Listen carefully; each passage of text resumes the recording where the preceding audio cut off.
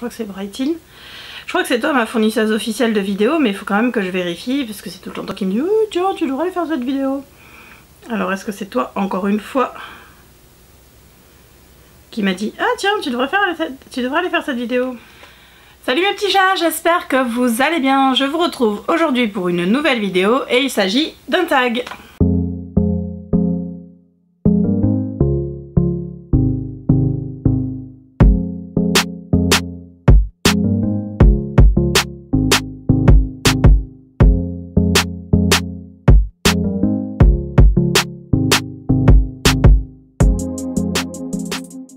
Donc comme je vous le disais en introduction, aujourd'hui je vais vous faire un tag, donc c'est Brightin71 donc qui me suit sur Instagram, qui m'a encore soufflé l'idée. Alors quasiment toutes mes vidéos c'est elle qui me les suggère, donc voilà. C'est une vidéo qu'elle a vue sur la chaîne des lectures de Mumu, je vous mettrai le lien en barre d'infos, et j'ai trouvé assez sympa ce tag, donc j'ai décidé de le faire. En général les idées de vidéos qu'elle me propose elles sont toujours sympas et en général je les fais, donc voilà. C'est un tag qui est composé de 14 questions. On y va tout de suite pour la première question. Quelle est la durée maximale que tu peux passer sans lire? Alors, j'ai envie de dire ça dépend. Je peux très bien rester plusieurs semaines sans lire quand je suis en panne de lecture.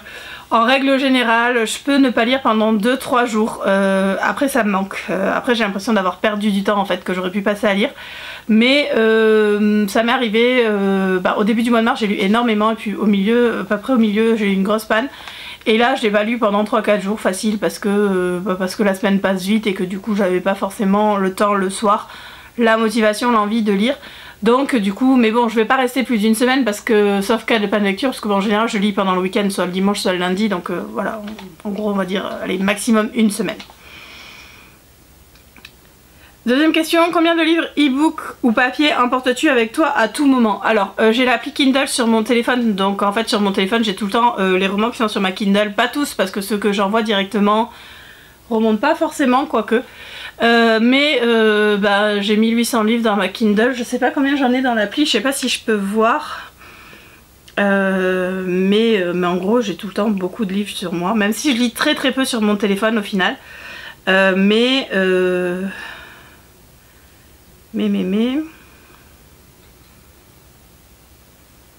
sais pas. Beaucoup, mais je sais pas combien il y en a là-dedans. Mais bon bref, énormément vu que j'ai tout le temps ma Kindle, enfin mon téléphone. Du coup, mon appli Kindle avec moi.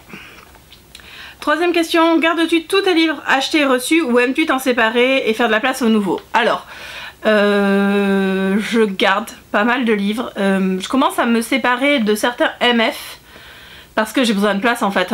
Les murs, je peux pas pousser les murs de la bibliothèque. J'ai déjà rajouté une étagère. Je pourrais rajouter les sur-étagères, mais je me garde ça vraiment en dernier recours. Donc du coup, je commence par trier et par virer des vieux livres que je ne lis pas pour faire de la place au MM, sachant qu'il va bientôt falloir que je décale d'une bibliothèque, donc il va falloir virer pas mal de livres pour pouvoir dégager une bibliothèque, parce que celle-ci commence, du coup j'ai 1, 2, 3, 4 bibliothèques pour le MM et du coup ça commence à être un peu serré, en plus avec les mangas, donc du coup ouais, il va falloir vider. Mais je pense que je vais commencer par les petites là, ou alors décaler, je sais pas trop, bref, c'était quoi la question? Est-ce que je les garde tous? Oui et non.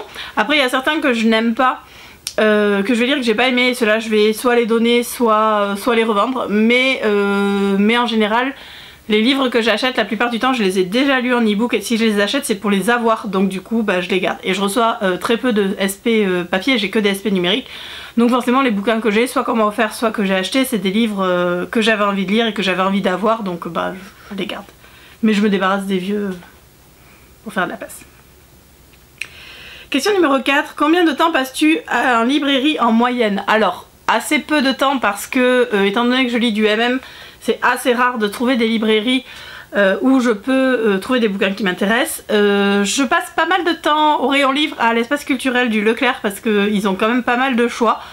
En librairie traditionnelle, pas tant que ça, parce qu'à part le rayon young adulte, au final, il n'y a pas grand chose qui m'intéresse. Par contre, je me rappelle en 2019 quand on est allé aux États-Unis avoir passé des heures, je dis bien des heures, chez Barnes & Noble, qui a beaucoup plus de choix en littérature MM, mais vraiment énormément plus de choix, et en plus il y avait un café dans la librairie, enfin bref, les bouquins sont trop beaux. Donc potentiellement je peux passer énormément de temps dans une librairie s'il y a ce que j'aime lire. Et de toute façon j'adore aller dans les librairies, donc de toute façon voilà, j'irai, même si en librairie plus traditionnelle je sais que je trouverai pas forcément mon bonheur.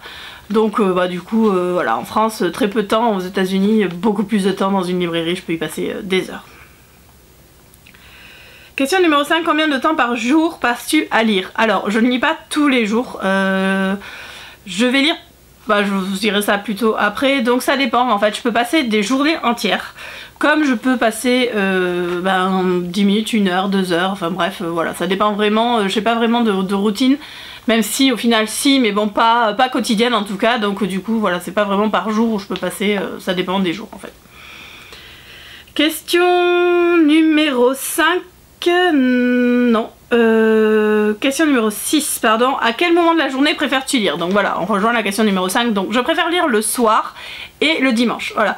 Depuis quelques temps, enfin depuis l'année dernière, j'ai mis en place ce que j'appelle les dimanches déconnexion, c'est-à-dire qu'en fait je vais prévenir mes amis et ma famille que je ne serai pas joignable sur les réseaux sociaux, donc je désactive les données mobiles sur mon téléphone, je désactive le wifi, et je passe mon dimanche à lire. Donc en général je vais essayer de lire des paperbacks et je vais pouvoir en lire en français, je vais pouvoir en lire 2 voire 3 dans la journée, 3 peut-être pas, mais 2 en tout cas dans la journée sans problème. Et en fait voilà, je ne suis pas tentée de prendre mon téléphone, je lis. J'aime beaucoup faire ça et ça me manque quand je peux pas le faire. Là c'est aujourd'hui, on est lundi de Pâques, vous aurez cette vidéo mercredi. Dimanche, hier c'était Pâques donc du coup j'étais pas à la maison. Aujourd'hui je dois faire des vidéos, samedi j'ai pas lu non plus. Donc là je suis un petit peu en manque de lecture je dois dire, mais voilà, j'aime beaucoup faire ça. Sinon ça va être le soir, après manger en fait, je regarde pas la télé donc je vais lire le soir.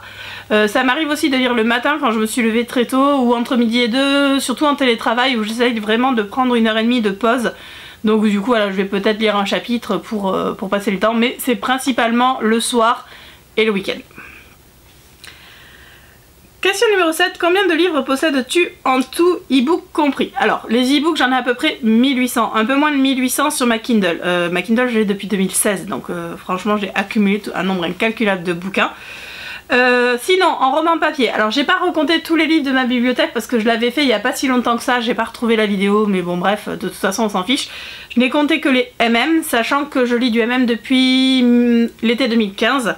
Donc ça va quand même faire 6 ans cet été que je lis du MM. Bref, en 6 ans, j'ai 668 romans, en comptant ceux de ma palle, MM, 13 romans graphiques, et non, pas du tout, 131 mangas, pardon, et 8 romans graphiques. Donc voilà, donc ça vous fait tout ce que j'ai en MM. Donc du coup j'ai dit 668 romans papier, 131 mangas, 8 romans graphiques et à peu près 1800 e-books. Question numéro 8, amènes-tu souvent le sujet de la lecture et des livres dans une conversation? Oui, tout le temps. Toutes les personnes qui me connaissent savent que je lis du MM, mes collègues de boulot savent que je lis du MM. J'en parle énormément parce que forcément, comme je ne fais que lire et que j'ai le blog et que j'ai la chaîne et que voilà, je passe des journées entières à tourner des vidéos ou ce genre de choses, oui, tout le monde sait que je lis et c'est ce que je lis, et j'amène très très facilement la lecture dans mes sujets de conversation. J'ai la chance d'avoir des personnes autour de moi qui lisent aussi, pas forcément du MM, alors j'ai des copines de lecture, mais dans mes collègues de boulot ou mes amis que j'ai rencontrés par la danse par exemple, voilà, c'est des gens qui aiment lire aussi, donc je peux très très facilement parler de lecture et c'est quelque chose que j'aime énormément faire. Question numéro 9, quel est ton plus gros livre lu en nombre de pages? Alors, j'ai déjà répondu à cette question, je crois que c'est le tome 5 de Harry Potter. Je crois bien que ça soit celui-là, surtout que je l'ai lu en anglais, et il est... J'ai la peine de me lever pour l'attraper, mais bon.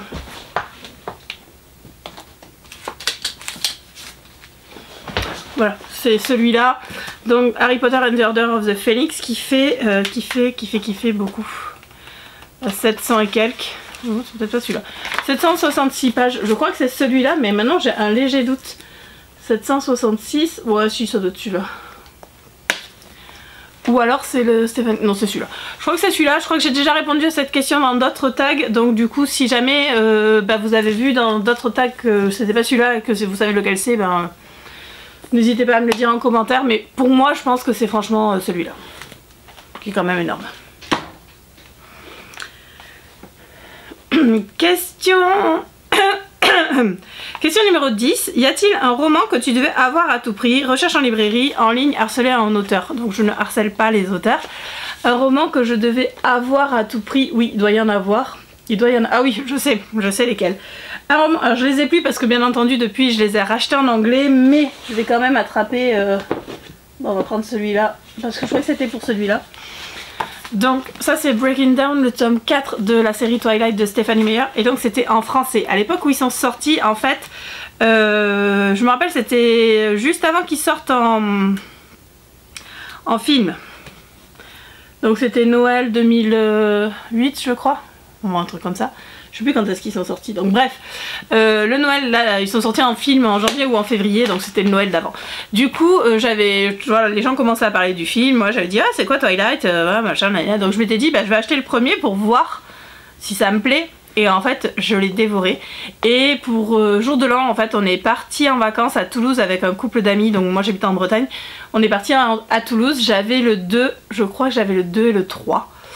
Ou juste le 2 que j'ai dévoré pendant tout le trajet, et en fait arrivé à Toulouse j'ai fait un caprice pour qu'on aille dans une librairie, parce que j'avais déjà fait toutes les librairies de Brest, impossible de les trouver, pour trouver le 3 et le 4 que j'ai trouvé dans une grande librairie qui est à Toulouse, et voilà, j'ai fait chier tout le monde pour les avoir. Je n'ai fait que lire pendant tout le séjour où on était là-bas, dans la voiture, à l'aller au retour, et pourtant je ne lis pas beaucoup en voiture, mais là je pouvais pas faire autrement, donc du coup voilà, c'était les Twilight où je me rappelle avoir vraiment fait le plus de pieds et de mains pour avoir ce bouquin, parce qu'il me le fallait à tout prix.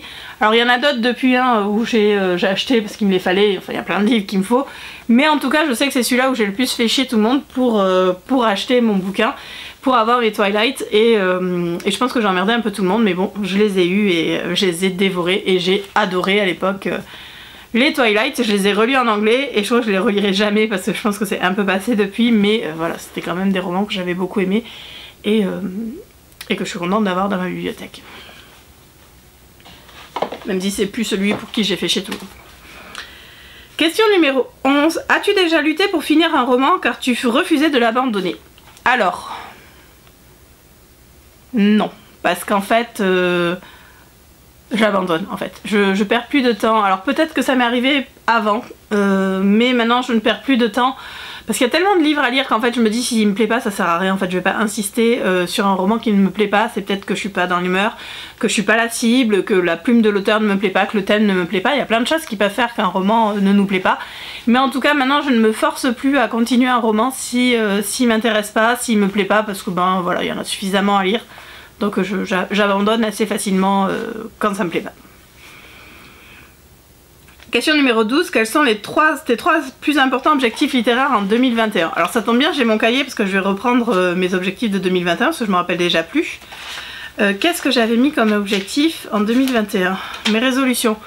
Lire plus de romans en français, ça c'est vrai, ça c'est important pour moi, donc je continue à le faire.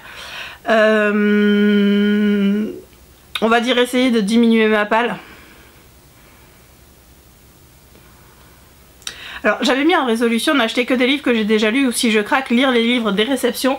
Bah en fait c'est plutôt ce deuxième thème parce qu'en fait j'ai énormément craqué en 2021, mais un de mes objectifs c'est quand même de lire rapidement les livres que j'ai achetés et que je n'ai pas lus. Et pour l'instant je m'y tiens assez bien, j'en ai 2 que j'ai pas encore lu, sachant qu'en fait il y en a un, j'attends le tome 2 qui sort jeudi, donc du coup voilà ça va être très vite lu, et l'autre il faut que je le lise, c'est juste que j'ai pas eu le temps de le lire ce week-end, mais voilà, essayez de les lire très très rapidement quand je les reçois, en tout cas les livres que je n'ai pas lus, donc voilà les 3 objectifs, donc lire plus de romans en français, diminuer ma palle, et lire mes livres tout de suite quand je les reçois. Question numéro 13, as-tu déjà converti quelqu'un à la lecture? Alors je pense pas, parce que les gens que je connais autour de moi lisent déjà, donc je ne pense pas avoir converti quelqu'un à la lecture, ni converti quelqu'un au MM, parce que voilà, c'est pareil, en fait on lit tous déjà du MM, ou alors ceux qui ont découvert avec moi sont pas devenus autant addicts que moi. Donc non, je ne pense pas avoir converti quelqu'un à la lecture, même si j'aurais trouvé ça sympa, mais non, je pense pas que ça soit le cas. 14e et dernière question, décris ce que les livres représentent pour toi en 5 mots. Alors, passion, évasion, partage, plaisir et